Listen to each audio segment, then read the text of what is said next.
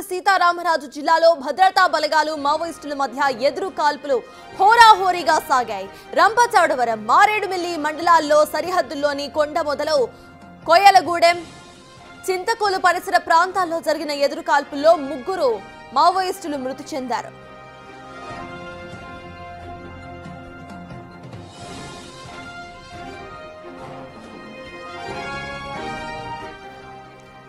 భద్రతా బలగాల కాల్పుల్లో మృతి చెందిన మావోయిస్టులు చలపతి భార్య అరుణతో పాటు గాజర్ల రవి అలియాస్ ఉదయ్, అంజు ఉన్నట్లుగా గుర్తించారు.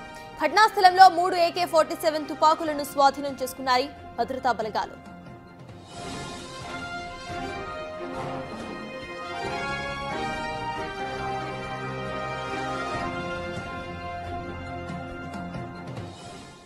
ఇప్పటికే కాల్పులకు సంబంధించిన పూర్తి అప్డేట్స్ మా ప్రతినిధి శివశంకర్ అందించడానికి సిద్ధంగా ఉన్నారు. శివశంకర్, చెప్పండి, ప్రెసెంట్ అసలు అక్కడ అప్డేట్స్ ఏంటి? ఆపరేషన్ ఇంకా కొనసాగుతుందా? అసలు సిచ్యువేషన్ ఎలా ఉంది అక్కడ?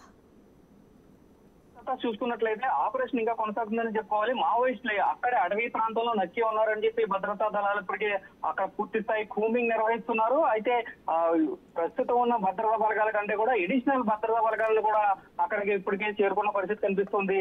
పూర్తి స్థాయిలో అయితే పెద్ద మీటింగ్ జరిగిందంటూ కూడా వచ్చిన ఇన్ఫర్మేషన్ తో బుధవారం తెల్లవారుజామున రంపచోడవరం నియోజకవర్గంలోని కింటికూరు గ్రామ అటవీ పరిసర ప్రాంతాల్లో అయితే grey hounds party special party ఆధ్వర్యంలో అయితే ఎన్కౌంటర్ జరిగినట్టుగా కూడా ఇప్పటికీ మనకి సమాచారం అందుతుంది. దీనిలో కీలక వ్యక్తులు కీలక మావోయిస్టులను హతమార్చినట్లు కూడా మనకి సమాచారం అందుతుంది. అయితే పూర్తిగా చూసుకున్నట్లయితే స్టేట్ కమిటీలో మెయిన్ హెడ్ గా ఉన్న చలపతి భార్య అరుణ ఎవరైతే ఉన్నారో ఆమెను కూడా హతమార్చినట్టుగా కూడా తెలుస్తుంది. పూర్తిగా పోలీసులు ఎన్కౌంటర్ లో ఆమె చనిపోయినట్టుగా కూడా తెలుస్తుంది. ఆమెపై రివార్డ్ మనీ కూడా ఉంది. ఇప్పటికే 5 లక్షల వరకు కూడా గవర్నమెంట్ రివార్డ్ మనీని కూడా ప్రకటించింది. అలాగే చూసుకున్నట్లయితే ఇంకొక కీలక నేత సెంట్రల్ జోన్ కమిటీ మెంబర్ ఎవరైతే ఉన్నారో ఉదయ్ కూడా మావోయిస్ట్ పోలీసుల కాల్పుల్లో చనిపోయినట్లు కూడా మనకి తెలుస్తుంది. అయితే అతనిపై కూడా రివార్డ్ మనీ 20 లక్షల వరకు కూడా ఉన్నట్టు ఇప్పటికే మనకి తెలుస్తుంది. అయితే వీరు కీలక వ్యక్తులు కావడంతో మావోయిస్టుల్లో మొత్తం కలకలం రేగిందని చెప్పుకోవాలి. అయితే గత కొంతకాలం నుంచి కూడా పూర్తిగా ఇక్కడ ఏదైతే మారేడుమిల్లి, రంపచోడవరం పరిసర ప్రాంతాలలో పూర్తిగా ఒక బలమైన స్థావరాన్ని ఏర్పాటు చేయాలని కూడా మావోయిస్టులు భావిస్తున్నట్టుగా కూడా మనకి తెలుస్తుంది. అయితే గతంలో కూడా ఇక్కడ ఒక ఎన్కౌంటర్ జరిగింది.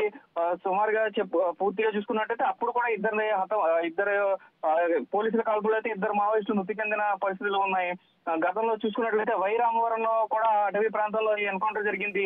అప్పుడు కూడా 2 మావోలు మృతి చెందారు. అయితే అప్పుడు మావోలకి సమాచారం అందిస్తున్న 2 యువకుల వద్ద నుంచి బాంబు ఎక్స్ప్లోజర్స్ ని కూడా స్వాధీనం చేసుకున్న పరిస్థితులు గతంలో కూడా కనిపించాయి. అయితే రీసెంట్ గానే ఇది జరగడం, మళ్ళీ తర్వాత ఈ ఏదైతే ఇప్పుడు పూర్తిగా ఇక్కడ స్థావరాన్ని ఏర్పాటు చేయడానికి వీరు సెంట్రల్ కమిటీ నుంచి, వీరు స్టేట్ కమిటీ నుంచి అంజు, అలాగే పూర్తిగా చూసుకున్నట్లయితే అరుణ కూడా ఇక్కడికి చేరుకున్నట్లు కూడా మనకి సమాచారం అందింది.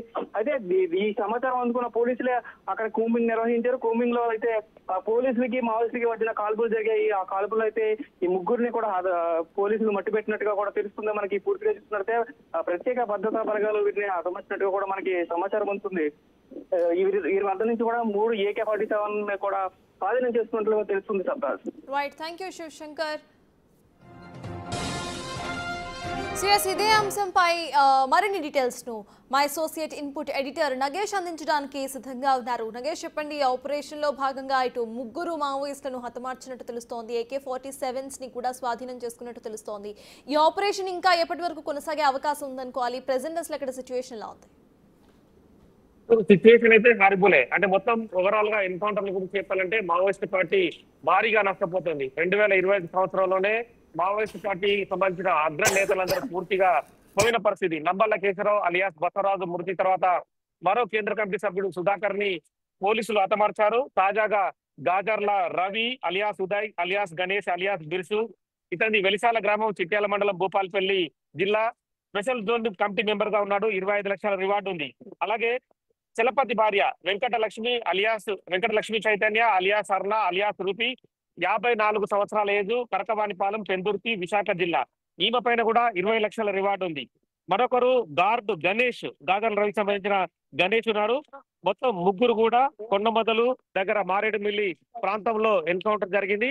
ఎందుకంటే ఛత్తీస్గఢ్ కానీ, బీజాపూర్ కానీ, మహారాష్ట్ర ఏరియాలు కానీ మావోయిస్టులకు ఎక్కడ సేఫ్ సైడ్ లేకపోవడంతో మావోయిస్టులంతా కూడా రకరకాల ప్రాంతాలకు విస్తరిస్తున్నారు, రకరకాల ప్రాంతాల్లో కూడా తలదాచుకుంటున్నారు. ఈ క్రమంలోనే మావోయిస్ట్ పార్టీ ఈ ఎన్కౌంటర్ జరగడం అనేది చాలా బిగ్గెస్ట్ విషయంగా చెప్పచ్చు. గాజర్ల రవిని లొంగిపోవాలని చెప్పి భూపాలపల్లికి సంబంధించిన ఎస్పీ శబరీష్ కూడా చాలా సార్లు విజ్ఞప్తి చేశాడు. వాళ్ళ తల్లిదండ్రులతో కూడా ఒక మీటింగ్ పెట్టాడు. కానీ గాజర్ల రవి దొరకడం చెప్పి చాలా వరకు ఉండే. కానీ గాజర్ల రవి ఈ రోజు ఎన్కౌంటర్ కావడం అనేది భూపాలపల్లి జిల్లాలో సంచలనంగా చెప్పచ్చు. ఎందుకంటే మావోయిస్ట్ పార్టీలో 40 సంవత్సరాల క్రితం పోయిన వ్యక్తి. అతను రాడికల్ స్టూడెంట్ యూనియన్ గా మొదట జీవితాన్ని ప్రారంభించాడు. తదుపరి అంచెలంచెలుగా ఎదిగి తను ఒక స్థాయికి కేంద్ర కమిటీ సభ్యుడిగా ఎదిగాడు. అంటే కరకవాణిపాలకు సంబంధించిన ఏరియాలో ఉన్న వెంకటలక్ష్మి రవిలక్ష్మి కూడా ఈమె ఫోటో కూడా చాలా వరకు బయటకు రాలేదు. చలపతి తన భార్య దిగిన ఫోటో ఒక 5 ఏళ్ల క్రితం బయటకు వచ్చిన తర్వాత కూడా మావోయిస్ట్ పార్టీలో పెద్ద చర్చ జరిగింది. అప్పటికీ చలపతి ఎలా ఉంటాడని చెప్పి కూడా ఎవరు గుర్తించలేదు, పోలీసులు కూడా గుర్తించలేదు. సో గాజర్ల రవి పరిస్థితి కూడా అదే. తల్లిదండ్రులు మాత్రం ప్రస్తుతం కన్నీరు మున్నీరు అవుతున్నారు. తన కొడుకు వస్తాడు లొంగిపోతాడని చెప్పి భావించారు. కానీ ఇప్పటికీ మావోయిస్ట్ పార్టీ భారీగా దెబ్బతింటోంది. 3 నెలల్లోనే గతంలో 103 మంది పైగా చనిపోయారు. ఇప్పటికీ మొత్తం ఓవరాల్ గా 5 నెలల లిస్టు చూసుకుంటే కనుక 209 మంది ఎన్కౌంటర్ అయ్యారు. మావోయిస్టు అగ్రనేత భారతదేశానికి చీఫ్ గా ఉన్న Nambala Keshavarao alias బసవరాజుని DGR constables అందరూ కూడా ఛత్తీస్గఢ్ లో భారీ ఎన్కౌంటర్ లో అప్పుడు 27 మందిని కాల్చి చంపారు. అందులో బసవరాజు ఉన్నాడు. తదుపరి సుధేకర్ కూడా ఇదే రీతిలో ఛత్తీస్గఢ్ లోనే ఎన్కౌంటర్ చేశారు. అంటే అప్పుడు ఆరోపణలు కూడా బెంగళూరులో చికిత్స చేసుకున్న సమయంలో ఎత్తుకొచ్చారని చెప్పి ఆరోపణలు ఉన్నాయి. ఇప్పుడు మాత్రం ఏపీ గ్రేవ్ హ్యాండ్స్ కాల్పుల్లో అంటే ఇన్ఫర్మేషన్ చాలా అంటే డెప్త్ గా వచ్చిన క్రమంలోనే గ్రేవ్ హ్యాండ్స్ మారేడుమిల్లిని చుట్టుపక్కల ప్రాంతాలని చుట్టుముట్టింది. ఈ క్రమంలోనే ఈ ఎన్కౌంటర్ చోటు చేసుకుందని చెప్పి ప్రస్తుతం అయితే ఏపీ పోలీసులు అల్లూరు సీతారామరాజు జిల్లా ఎస్పీ చెప్తున్నారు. ఇంకా ఎంతమంది ఎన్కౌంటర్ లో చనిపోయారు, ఈ ముగ్గురే కాక ఎంతమంది ఉన్నారనేది కూడా కాసేపట్లో తెలిసే అవకాశం కనిపిస్తుంది. కానీ మావోయిస్ట్ పార్టీ ఇప్పటికీ కేంద్రానికి ఆపరేషన్ కగార్ నిలిపేయాలని చెప్పి రకరకాల విజ్ఞప్తులు చేస్తుంది. పౌరకుల సంఘాలు, ప్రజా సంఘాల నేతలు హైదరాబాద్ లో కానీ ఏపీలో కానీ రకరకాలుగా మీటింగ్స్ పెట్టుకుంటున్నారు. కానీ ఆ మీటింగ్స్ పెట్టుకున్నా కూడా ఎక్కడ కూడా మావోయిస్ట్ పార్టీ సంబంధించి కేంద్రం మాత్రం ఎక్కడ కూడా వెనుదిరుగు చూడడం లేదు. తాము ఖచ్చితంగా ఎన్కౌంటర్లకే ముందుకెళ్తామని చెప్పి కేంద్రం అమిత్ షా స్వయంగా ప్రకటన చేశాడు. నంబల్ల కేశవరావు ఎన్కౌంటర్ తర్వాత స్వయంగా కేంద్ర హోంమంత్రి అమిత్ షానే తాము ఎన్కౌంటర్లకి ముందుకెళ్తున్నామని చెప్పి చెప్పడం అనేది కూడా ఖచ్చితంగా గమనించవచ్చు. భారతదేశ ప్రధాని మోదీ కూడా నంబల్ల కేశవరావు ఎన్కౌంటర్ తర్వాత తను కూడా ఎక్స్ వేదికగా ట్వీట్ చేశాడు. ఖచ్చితంగా ఎన్కౌంటర్లు కొనసాగుతాయని చెప్పి ట్వీట్ చేస్తూ ముందుకెళ్లిన పరిస్థితి కనిపిస్తుంది. సో ఓవరాల్ గా ఎన్కౌంటర్లు అనేది ఆగాయి. 2026 మార్చి 31 వరకు మావోయిస్ట్ పార్టీని దేశంలో లేకుండా చేస్తాం, జీరో అంటే మావోయిస్ట్ పార్టీలు అనేది ఉండదని చెప్పి కేంద్రం కరాఖండిగా ముందుకెళ్తున్నది. ఆపరేషన్ కగార్ని ఎట్టి పరిస్థితుల్లో నిలిపివేసే ప్రసక్తి లేదు, చర్చలకు ముందుకెళ్లామని చెప్పి కూడా ఇప్పటికే బీజేపీ నేతల నుంచి వస్తున్న సమాధానం వస్తుంది.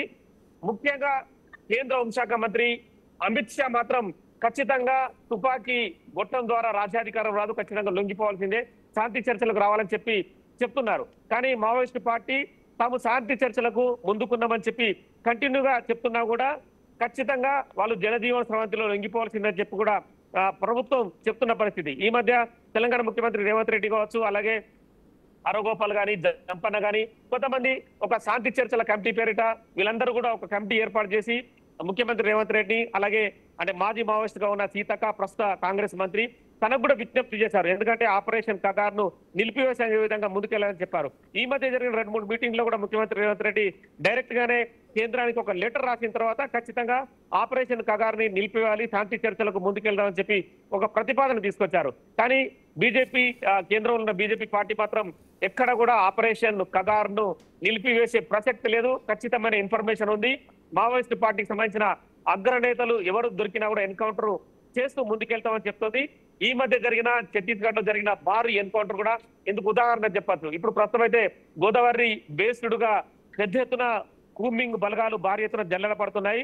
అటు కేంద్ర బలగాలు కూడా అణువు గాలిస్తున్నాయి. కర్రెగుట్టల్లో కూడా దాదాపుగా 20,000 మంది బలగాలు ప్రతి అణువును గాలించారు. తాజా జరిగిన ఎన్కౌంటర్ కూడా మారేడుమిల్లి కూడా చిట్టడి ప్రాంతం అయినా కూడా పోలీసులు ముందుకెళ్లి ముగ్గురిని మాత్రం ఎన్కౌంటర్ చేశారు. ఇందులో 2 అగ్రనేతల్ని కోల్పోవడం అనేది మావోయిస్ట్ పార్టీకి పెద్ద దెబ్బనే. తనతో పాటు తన గార్డు కూడా గణేష్ కూడా చనిపోయిన పరిస్థితి. ఇంకా మరిన్ని వివరాలు మాత్రం ఇంకా ఎంతమంది ఎన్కౌంటర్ లో ఉన్నారు, ప్రస్తుతం అయితే ఇంకా ఎన్కౌంటర్ కొనసాగుతుంది. అవతల వైపు మావోయిస్టులు ఎంతమంది ఉన్నారు, కూంబింగ్ బలగాలు ఎంతమంది ఉన్నారు అనేది మధ్యాహ్నం తర్వాత స్వయంగా మారేడుమిల్లి ఎస్పీ లేదా ఆంధ్రప్రదేశ్ డీజీపీ హరీష్ కుమార్ గుప్తా వివరాలు వెల్లడించే అవకాశం కనిపిస్తుంది. Thank you Nagesh. సిఎస్ మొత్తానికి ఆపరేషన్ ఖగార్ ఇన్ ప్రాసెస్ లో ఉంది. ప్రెసెంట్ అయితే మన్యంలో మరోసారి కాల్పుల మోత మోగింది. ఇందులో 3 మావోయిస్టులు మరణించారు. ద సేమ్ టైం AK-47 ఆయుధాలను ఇటు సాయుధ బలగాలు స్వాధీనం చేసుకున్నాయి. ఆపరేషన్ ఖగార్ ఇంకా ఎప్పటి వరకు కంటిన్యూ అవుతుందో చూడాలి. ద సేమ్ టైం మావోయిస్టులు అండ్ కొన్ని గవర్నమెంట్స్ కూడా కంప్లీట్ గా వీటిని వ్యతిరేకిస్తున్నా కూడా బీజేపీ మాత్రం ఆపరేషన్ ఖగార్ లో వెనకడుగు వేసే ఛాన్స్ లేదంటూ తేల్చి చెప్తోంది.